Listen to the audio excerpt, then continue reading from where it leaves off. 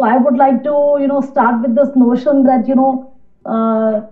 this was, once upon a time, it was a fancy idea which was considered that the woman will not lose their hairs even if they are giving chemotherapy. And with this, technological advances, actually it is a truth today. So that is the, great thing about the story. And I'm really touched about the story and the personal experiences Richard shared about his mom. So, many years ago, the technology which was not really advanced and people were not successful in retaining their hairs, but we are really grateful to all the scientists and community who has developed these technologies, and we are able to assure our patients that in a good number they can preserve their hairs. So in next few minutes, we shall be talking about some myths and facts and about our studies which we conducted in Tata Memorial Hospital. Next, please. So as we know that chemotherapy-induced alopecia is not life-threatening. However, it is one of the most visibly distressing adverse effects of chemotherapy. Clinicians often neglect it owing to the fact that it can be completely reversible. And also, they are more focused towards treating the disease. Next, please. So at any time point, around 85 to 90% of hair follicles are in a rapidly dividing phase and are hence prone to damage by chemotherapeutic agents. And essentially, scalp cooling causes scalp vasoconstriction and it reduces the follicular metabolic rate, with resultant diminished cellular drug uptake. This diminished chemotherapy delivery leading to potential increase in scalp metastasis, which was a concern for long period. But again, long-term data has allied this fear. So the past results were there were a wide variety of cooling techniques used, and they were basic cryogel caps as well as modern scalp cooling systems. And success rates were widely varied from 0 to 90% if you see all the studies all over. And this could be attributed to multiple cancer types being enrolled, various chemotherapeutic regimens, intrinsic patient and or hair characteristics, technical reasons like optimal cap fit, which is absolutely important, and we should be talking more about this in later. And use of non-validated outcome measures, which is again a very important fact when we talk about the outcomes. Use of wigs, subjective hair loss assessment additionally. Next, please. So prior to scalp cooling, in the scalp cooling system, the cooling cap is disconnected from the coolant lines and it is attached to the subject's head so as to cover the entire scalp with a cap. Then the cap is connected to a coolant line and the powering on the system activates essentially the refrigeration unit to decrease the coolant temperature. About the duration, so standardized pre-cooling time of at least 30 minutes, then during entire chemotherapy duration, and a standardized post-cooling time of at least 90 minutes should be ensured when we are offering a scalp cooling to any patient. Next, please. So there are some of the positive randomized trials for scalp cooling, although Richard has already shown. So a meta-analysis as well as other randomized control trials showed that there are positive results with the scalp cooling and there is also acceptable tolerance. However, the common theme in all the above studies was that Taxane was the predominant chemotherapy. Only chemotherapy-induced alopecia was measured, and hair regrowth, which again is a very important, factor, and it's one factor which is towards normalcy, was not really measured before our study. Next, please. So we have, conceptualized this study, which was randomized control trial of scalp cooling for the prevention of chemotherapy-induced alopecia in India. Next, please. So essentially, it is an investigator-initiated randomized open-label trial and consecutive women with non-metastatic breast cancer. So they included early as well as locally advanced breast cancer. Again, in majority of the prior studies, we saw that there are early breast cancer patients which were taken, and those were planned for curative intent chemotherapy. We have taken all the patients who were intended to receive both intracycline and taxane based chemotherapy in sequential fashion, because this is the backbone of chemotherapy and most commonly used. And the non-eligibility was that if a woman is already having alopecia greater than 0 at presentation, a history of any prior chemotherapy or personal history of migraines, cluster or tension headaches, or cold agglutinin disease or cold urticaria and lichen planus or lupus. Next, please. So there was a central randomization, and subjects were stratified by the sequence of chemotherapy, whether they are receiving anthracycline or taxane first, and they subsequently randomized to either of the arm in 2:1 randomization ratio. So as I already explained about the scalp pulling procedure, so standard procedure was followed and duration was also same. Next, please. So one thing to note that prior to starting of the first cycle, dedicated nurse used to allot a proper cap size, because cap fitting is very important. And also we also experienced in our trial that gradually as the experience become richer, the results were also better. So the optimal cap fitting is a must. So there are three sizes of caps available. So one must use the optimum size of cap for the scalp pulling. So, how we assessed our results? The alopecia grading was carried out clinically by visual inspection by a primary investigator, as well as by photographing participant scalps in both the groups, and clinical assessment done at baseline before start of each chemotherapy cycle, and at primary and secondary efficacy endpoints. Photographs of first 25 subjects who completed at least one cycle of chemotherapy with scalp cooling were obtained at each alopecia assessment. While for subjects enrolled afterwards, the photographs were taken at baseline, at primary endpoint, and at secondary endpoints. Photographs captured here from the front, back, both sides, and from the above. So there were 5 views which were taken for these patients to ensure the objectivity. For further validation, the independent observer outside the study, and as well as subject themselves, they also assess their hair fall and hair regrowth, and we have done the concordance relation from the primary investigators' results. Next, please.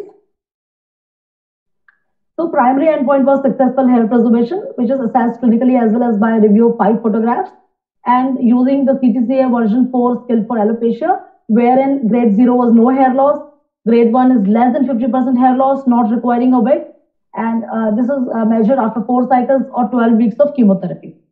So success was defined as either grade 0 or 1 alopecia, that is less than 50% hair loss, and failure was defined as grade 2 alopecia, that is more than 50% hair loss, requiring the use of a wig or head cover, and participant withdrawal. So after completion of one cycle of chemotherapy, if a participant is withdrawing, that was also deemed treatment failure. Next, please. So this is a pictorial depiction of the grading. So grade 0, grade 1, and grade 2. Next, please. So our secondary endpoints were hair regrowth rates at 6 and 12 weeks, which was a novel endpoint we included in the study. And this is defined as attainment of grade 0 or 1 alopecia post completion of all the chemotherapy. The other secondary endpoints were device-related adverse events, which were determined by the patient-reported symptoms and by scalp examination and tolerance to scalp cooling, and defined as percentage of patients who could complete all planned chemotherapy cycles during a scalp cooling. Patient-reported adverse events included feeling cold, headache, heaviness, and they were all recorded in the case record forms. Next, please. So we also record the cap device malfunction. None of the standard chemotherapy-related adverse events were captured inside this trial, and participant reported scores, breast cancer module for quality of life were also assessed at baseline and primary endpoints.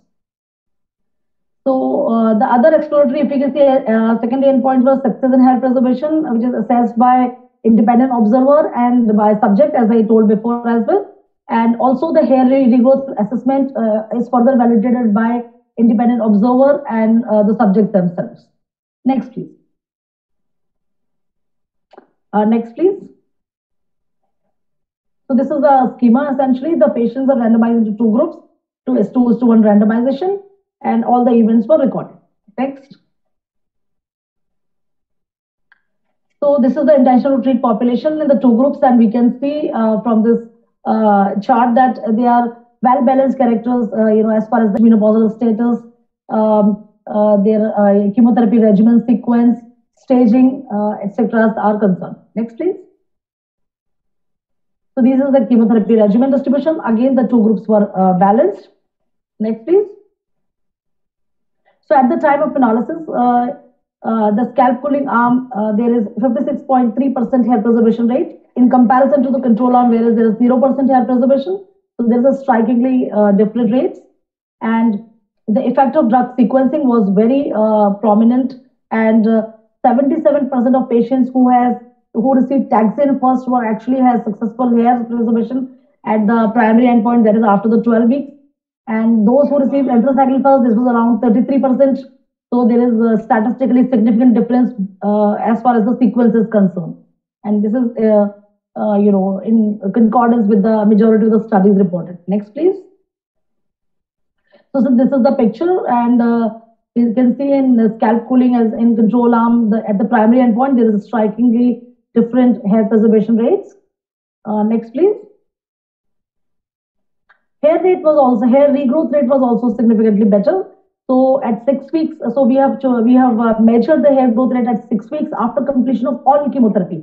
So a primary endpoint was at 12 weeks or after 4 cycles. However, after completion of the second phase of chemotherapy, as also once 6 weeks are over, then we measured the hair regrowth rate, and also at 12 weeks. This was 89% versus 12% in 6 weeks, while at 12 weeks, 100% versus 59%. So difference was again statistically significant. Next, please. This is the hair regrowth rate in both the arms. Next, please. So this is the success rate, assumption, and concordance rate between the primary investigators as well as independent observer and subject themselves. Next, please. So the concordance rate with PI and independent observers with regard to successful hair preservation was 0.914 at primary endpoint and 0.858 at 6 weeks. The PI and subject concordance rate was also quite significant, and there was compulsion to use head covers or wigs by 46.9% of the patients who received scalp cooling, while 100% among controls. So many of our patients, they do not use wig, but they are compelled to use head covers at least.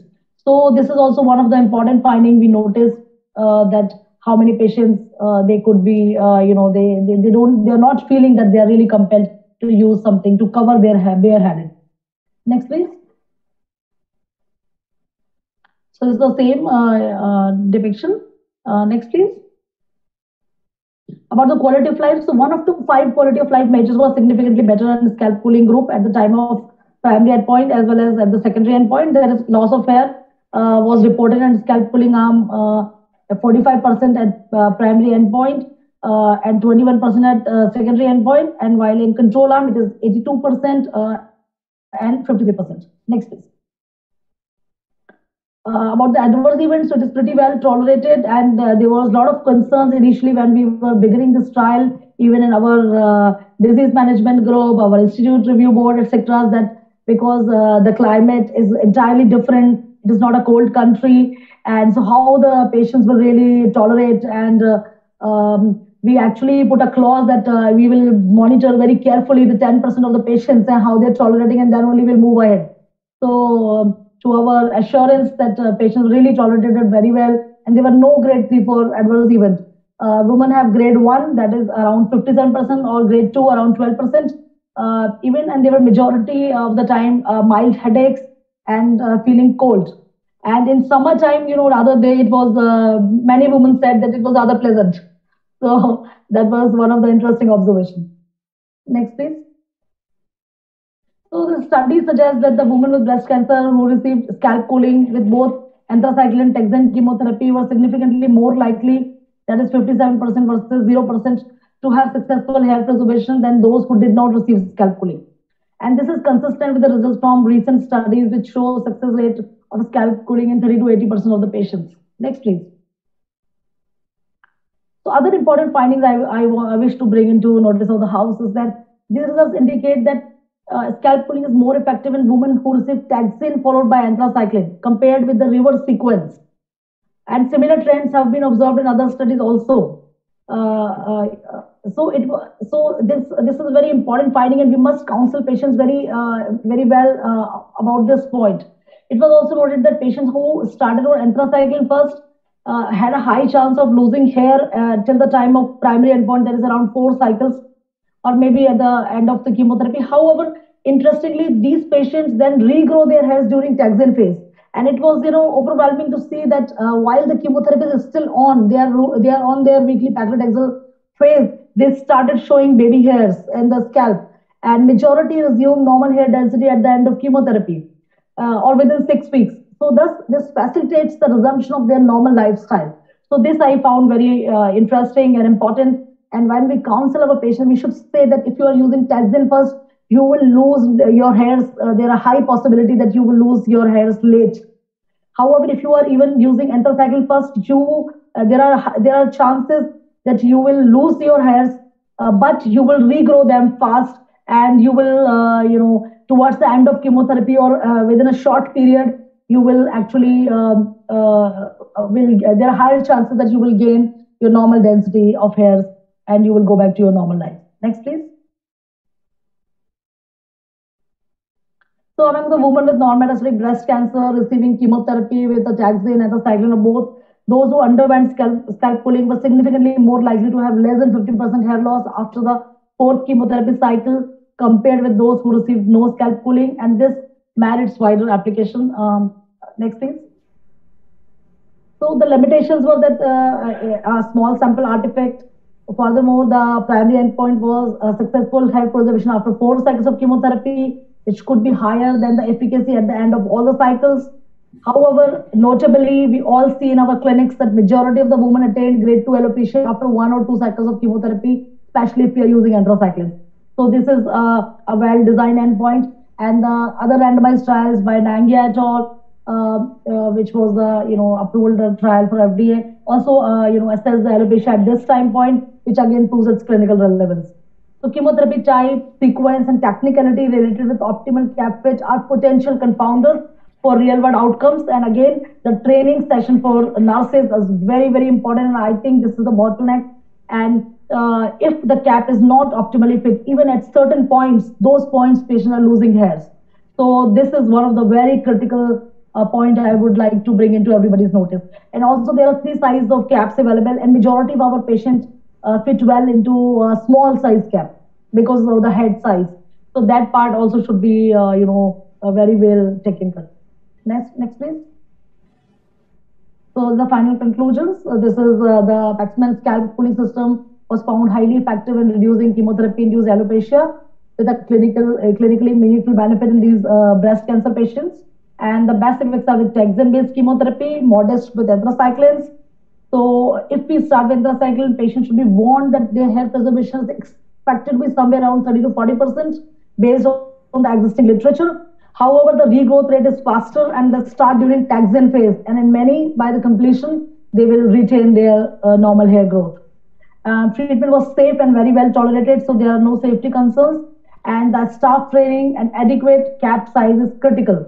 Optimum cap fitting is a must. And perhaps way forward is a personalized caps, and about which I am already in talks with Richard, and I hope you will give me some good news soon. So thank you very much. Thank you, Dr. Jyoti, for the very clear presentation. Any questions?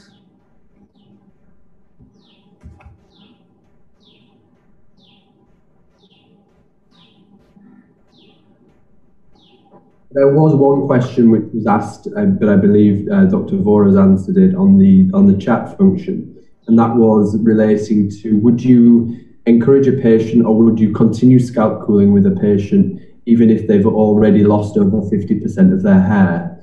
So your view on that would be interesting, Dr. Bajpai. Right. So as I said, this is a very important question, and yes, because even if the patient they lose more than 50% of hairs during chemotherapy, their regrowth rate would be better. And as we have shown, it was statistically significant difference. So we must encourage them, and we can show them the results also for objectivity, that if they continue to cool their scalp in spite of losing more than 50%, there are high chances that they will regrow. The regrowth of hair will be much better. So we should. Can I ask another question? This is Dr. Mansi. I'm a medical oncologist from HCG. Good evening, Dr. Bajpai. Thank you for the presentation. As routine, now, have you switched over to taxane followed by anthra for patients who are receiving cool cap? Like, is that the protocol, or how are you doing it? How do you decide in which patients can use taxane and followed by anthra? So even in the protocol, we have not switched to only those regimens. We were using a majority of the time we start with taxanes in the patient who are HER2 positive. So taxane along with trastuzumab is our default regimen. So those patients actually receive taxane first. Otherwise, we generally give anthracycline first. So we have not shifted during the trial time, also even the later. As I said that, if we are using taxane first, then the chances are that they will lose their hairs later. And if you are using anthracycline first, then they will gain their hairs later, early. So it's a choice between the two. Ultimately, patients are getting benefit irrespective of the sequence. Okay, thank you. And also, I believe that. One of the thing, can I also add, Dr. Jyoti, something? Yeah, please. Also, Dr. Mansi, one thing what we have to see, weekly paclitaxel, the success rate with scalp cooling is phenomenally high. Like in my practice, almost more than 80% of patients till the time they are on weekly paclitaxel don't lose hair. So I counsel them that, okay, 12 weeks are gone with a lot of hair on your head. AC, there is a 40 to 50% success rate chance, like that is what I experienced. 50% of patients who will lose hair only for a limited duration of period, compared to if you use AC first, they lose their hair during the entire duration of chemotherapy. They are going to have Dr. Jyoti was doing the randomized control trial, like I do in a real world setting. Patients' perception, even after 70% hair loss, if they have hair here, they still feel very happy and they want to continue scalping. Give them realistic expectations. They actually want to continue. That is what my experience has been. So very rightly said, Amish, and I completely agree with this. That you have to set a realistic expectations. So some patients have the belief that they will not lose any hair. So one of the patient who has a phenomenally good result in spite of giving anthracycline first and later, she was a role model kind of a patient. But then also because she lose all 10-12% hairs, and in spite of we have shown her the pictures, the WHO grading, everything. But because she had in her mind that I should not lose any hairs, that kind of a very young woman, very conscious. So, that kind of expectation you have to, every time I needed to counsel her for half an hour, oh, you are doing great. I'm losing more hairs than you without anything. So, the realistic expectations and how you are putting in, how you're counseling, and also the patient sitting in front of you is very important. Okay, thank you. There was another question in the chat box regarding platelet-rich plasma and new hair growth. Anybody to comment? Sorry, can you please repeat? No, platelet-rich plasma, because this dermatology people used to use platelet-rich plasma for hair growth. So I'm not the best person to answer this, but what I'm aware, yes, there are some studies, and perhaps they are in early phase only. They are trying to develop this, and I think if anybody is having any clinical data, then at least I'm not sure about it.